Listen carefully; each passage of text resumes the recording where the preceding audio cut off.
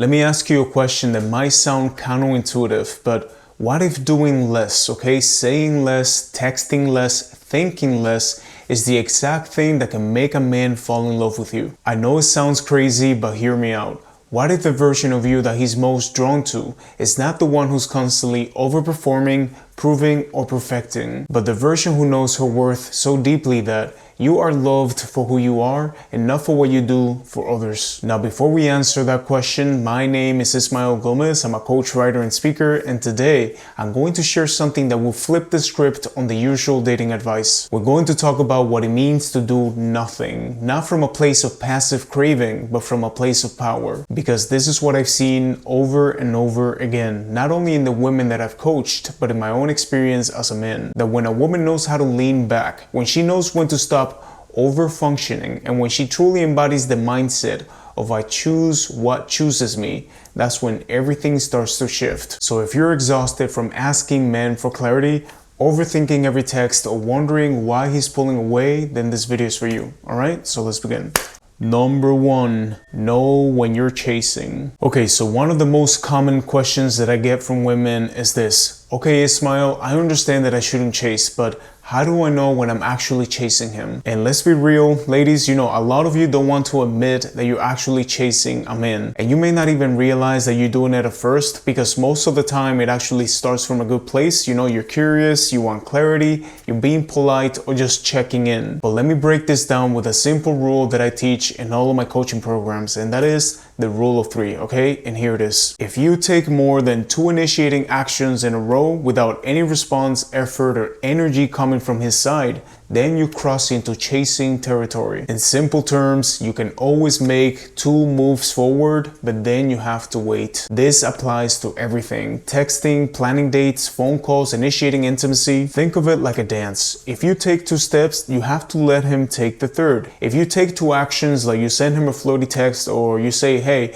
let's go out this weekend, you have to let him lead after that. And in the same way, if you see that he takes 2 steps, right? He texts you today, he texts you tomorrow, then the 3rd time you can be the one who initiates. Now here's where most people get stuck. What if he doesn't respond? Or maybe he responds with just 1 word, like okay, sure. And that's the moment where most women panic. You text again, you apologize, you try to explain, you always taking the 3rd step. And now the energy starts to flip. Now he feels pursued, and not in a good way. At the end of the day, it's all about balance, because a man who's truly interested, he's going to want to be part of that delicate and dynamic dance. But most of the time, he definitely wants to lead. And if you see that he doesn't, then that's your cue to not do more, but do less. Number 2, when in doubt, do less. So let's talk more about this concept. Doing less takes serious emotional discipline, but it's going to bring you clarity faster than any other approach. When you're not sure where you stand with a man, when the communication feels a little bit off,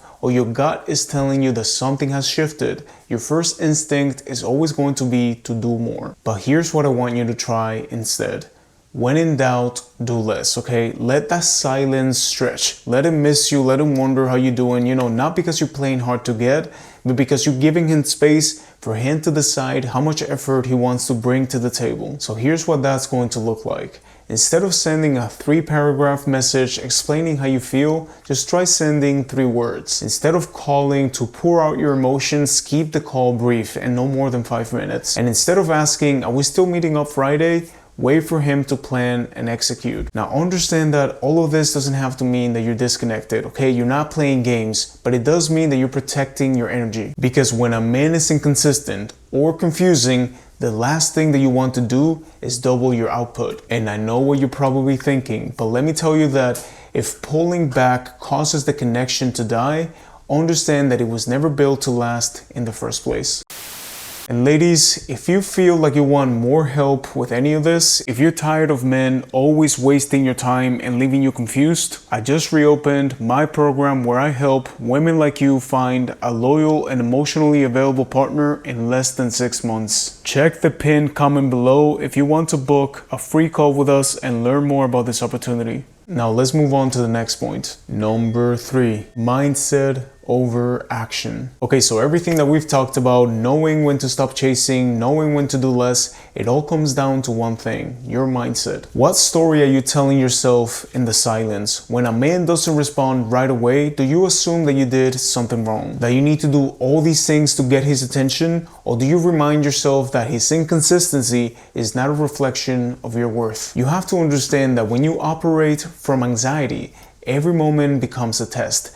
Every unanswered text feels like a rejection, and every small interaction becomes something that you want to decode. But when you operate from value, everything changes. When I first started making YouTube videos, I would always do the classic, please like my video and subscribe to my channel. And then one day, I just stopped doing that. I simply focused on making the best videos because I understood that if you truly find value in my channel, you're going to subscribe. And the moment that I started doing all of this, my channel and my business skyrocketed. Again, because I'm focusing on the value that I deliver. I'm not focusing on how can I convince people to come to me? And you can tell, for those of you who follow me for a long time, you have seen all these changes in the past 6 months. So now apply that to you, okay? Stop asking, how do I make him see my worth? And start asking, how do I connect with my true value? So I stop trying to convince any man to see it. Guys don't need a sales pitch. They don't need a reminder. They recognize the difference between a woman who's chasing attention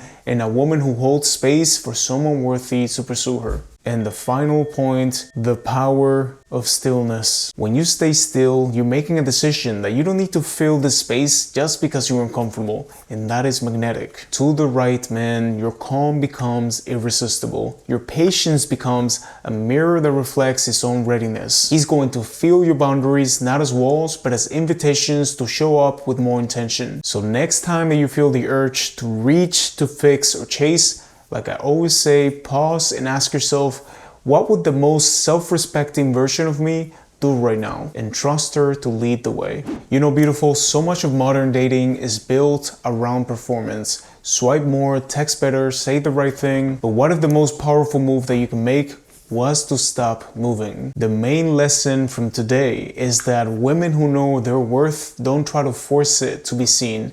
They sit in their value and they let their energy speak louder than the words. And as always, here's the question that I'll leave you with, and you can let me know in the comments your perspective. Which one feels more uncomfortable to you?